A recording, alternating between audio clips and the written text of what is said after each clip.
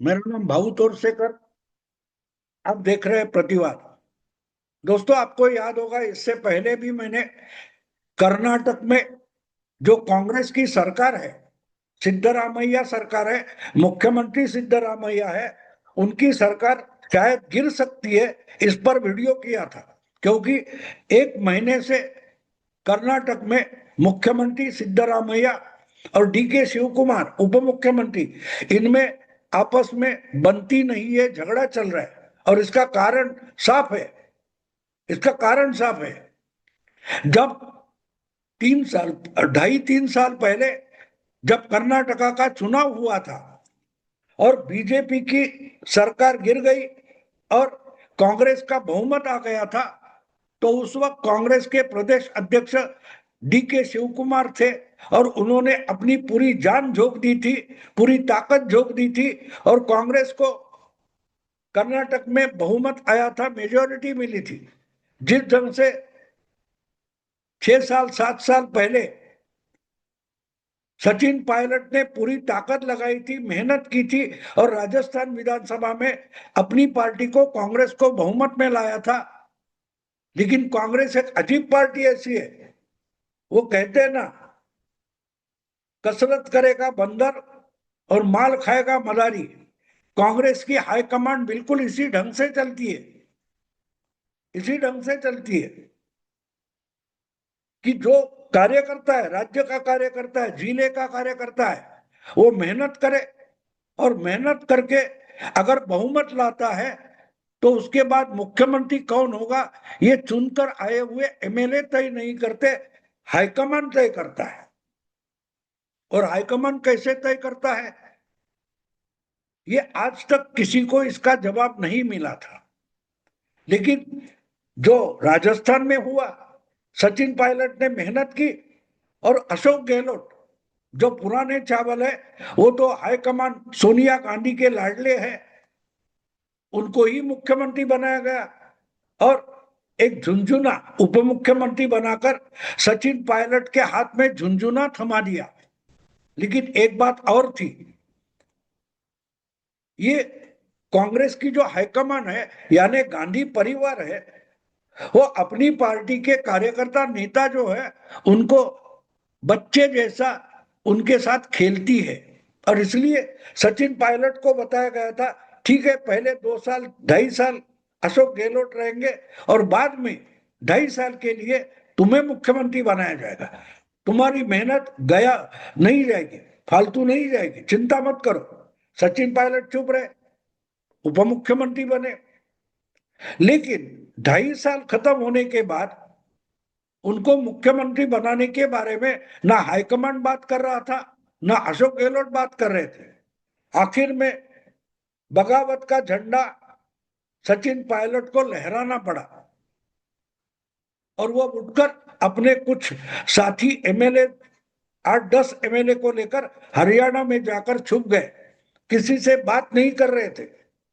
जहां तक मुझे याद है, सचिन पायलट ने राहुल गांधी या प्रियंका वाड्रा से भी बात करने से इनकार किया था। ऐसा कहा जाता है कि प्रियंका और राहुल गांधी और सोनिया गांधी, इनकी तरफ से कोई मिडिल मैन भेजे गए थे, कोई उनके प्रतिनिधि भेजे गए थे समझाने के लिए। लेकिन सचिन पायलट उनसे बात तक नहीं कर रहा था, ना ऐसे प्रतिनिधि से मिल रहा था, ना कि फोन आए तो फोन पर बात कर रहा था।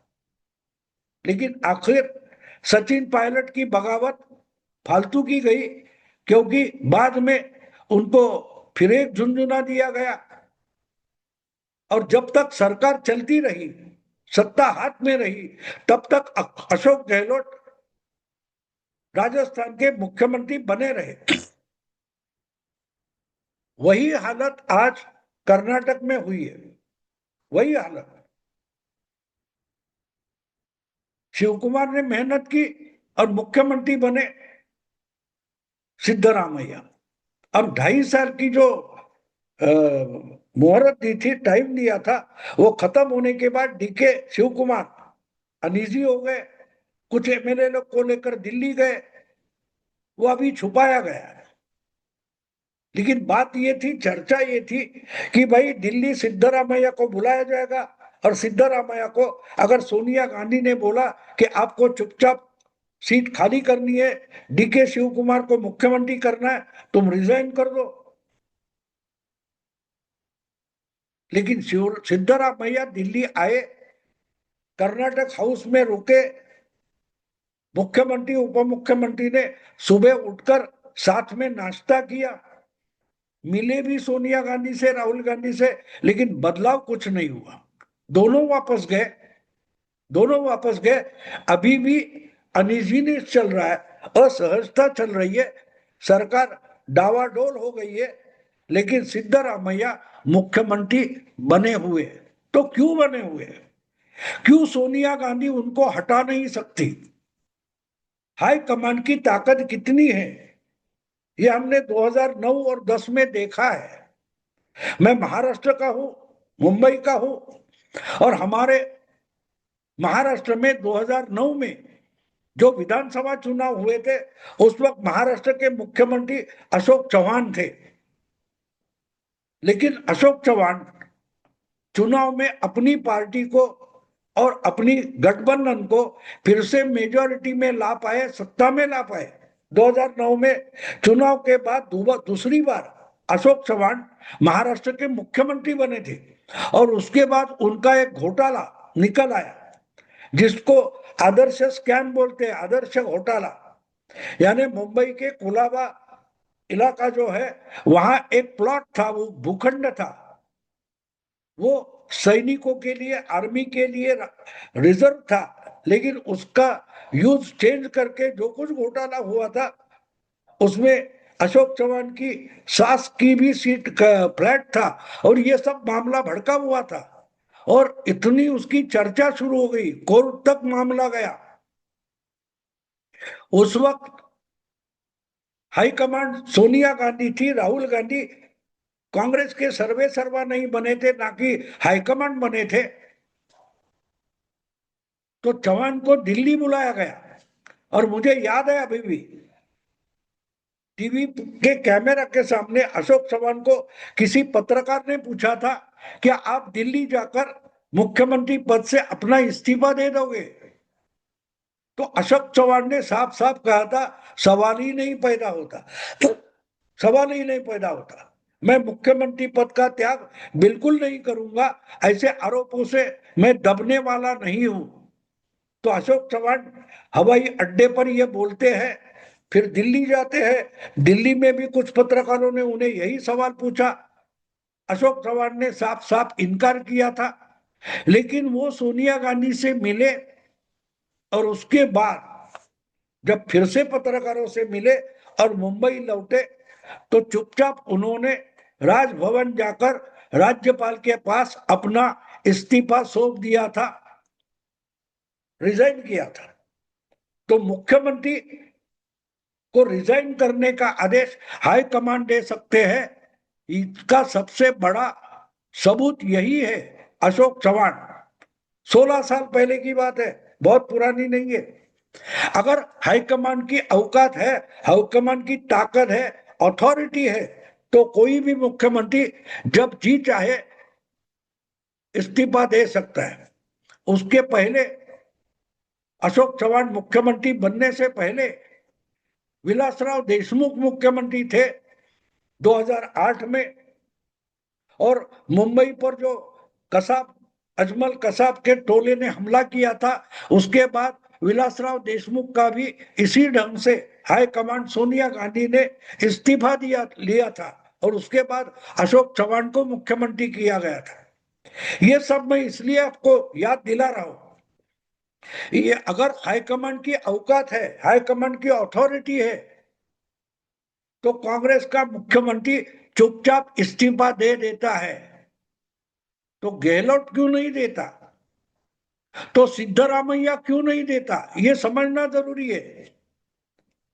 जो अथॉरिटी मोदी युग शुरू होने से पहले कांग्रेस हाईकमान को थी, सोनिया गांधी को थी, क्या वो अथॉरिटी आज आज की तारीख में राहुल गांधी और सोनिया गांधी के पास बची है?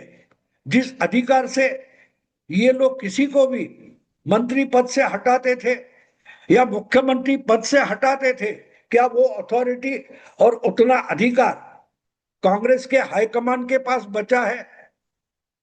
अशोक गहलोत का किस्सा ले लो और सिद्धरामैया का किस्सा ले लो, तो समझ में आता है कि आज कांग्रेस हाईकमान तो है, लेकिन उसके पास वो अथॉरिटी बची नहीं है कि किसी भी मुख्यमंत्री को हाईकमान जब मन में आए तब बदल दे। नहीं हुआ। क्यों सिद्धरामैया इस्तीफा नहीं दे रहे? तो इसका जवाब कितने लोग ढूंढ रहे हैं लेकिन मिल नहीं रहा है। क्यों अशोक गहलोत ने इस्तीफा देने से इनकार किया था, सचिन पायलट को स्वीकार करने से इनकार किया था? क्यों सिद्धरामैया आज भी कर्नाटक के मुख्यमंत्री पद पर बने बैठे हैं? इसका जो जवाब है वो ना कर्नाटक से मिल रहा है, ना राजस्थान से मिल रहा है, ना किसी सूत्रों के हवाले से मिल रहा है। लेकिन अचानक एक कांग्रेस की पूर्व मंत्री और कांग्रेस के ही पूर्व मंत्री की पत्नी, जिसका नाम नवजोत कौर है, जो क्रिकेट और राजनीति के बड़े धुरंधर नवजोत सिंह सिद्धू की पत्नी है। आपको याद होगा नवजोत सिंह सिद्धू एक समय बीजेपी के अमृतसर से चुनकर आने वाले एमएलए थे, सांसद थे। उसी वक्त से उनकी पत्नी भी उसी चुनाव क्षेत्र से पंजाब विधानसभा में चुनकर आती थी। और नवजोत सिद्धू ने एक दिन बीजेपी छोड़ी और उनका स्वागत राहुल गांधी ने किया, प्रियंका वाड्रा ने किया और उनको पंजाब कांग्रेस में शामिल कर लिया। पंजाब में अपनी बलबूते पर, अपनी ताकत पर चुनाव जीतने वाले अमरिंदर सिंह थे, जो कांग्रेस के पुराने नेता थे, तगड़े नेता थे, पॉपुलर नेता थे। उनको मानो सताने के लिए ही नवजोत सिंह सिद्धू को पंजाब की कांग्रेस में लाया गया और आगे चलकर उनको मिनिस्ट्री में लाया गया। और उनका एक ही काम था, अमरिंदर सिंह को सताना है, तकलीफ देनी है।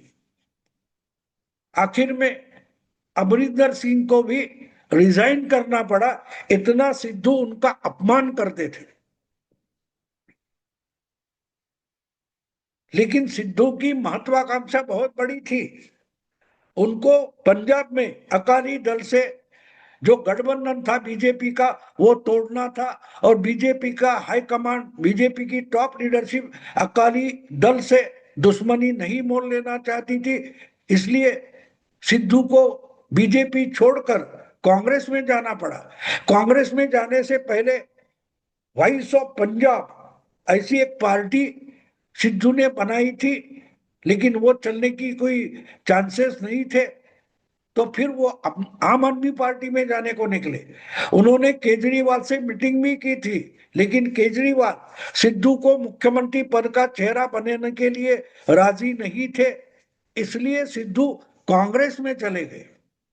और आज उसी सिद्धू की पत्नी एक प्रेस कॉन्फ्रेंस लेकर, वार्ता परिषद लेकर पत्रकारों को कहती है कि अगर 500 करोड़ रुपए की अटैची हम हाई कमांड को सौंप देते तो सिद्धू पंजाब के मुख्यमंत्री बन सकते थे।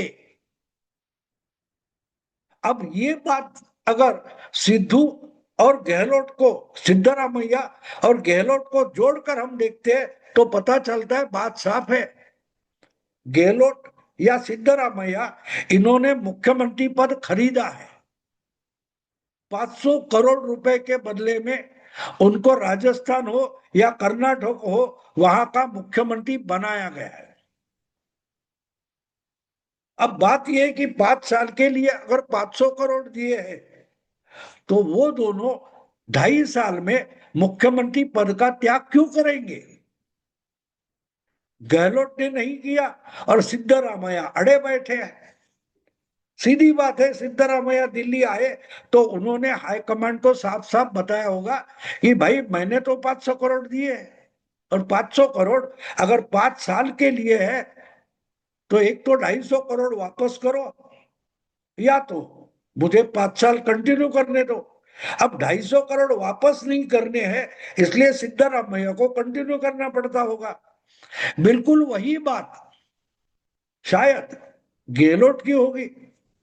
मुख्यमंत्री बनना है तो 500 करोड़ दिए जाते हैं, तो 5 साल का वायदा है, तो 2.5 साल में कोई उतरेगा क्यों? कितनी अजीब बात है। घरवाली नवजोत सिंह सिद्धू की है, और उसका सीधा रिश्ता सिद्धरामैया के कुर्सी से निकल आता है, क्योंकि कांग्रेस में मुख्यमंत्री की कुर्सी 500 करोड़ में लीनाम की जाती है। दोस्तों, अभी यही रुकता हूं। अगर वीडियो पसंद आए लाइक कीजिए, शेयर कीजिए और प्रतिवाद को सब्सक्राइब कीजिए। नमस्कार।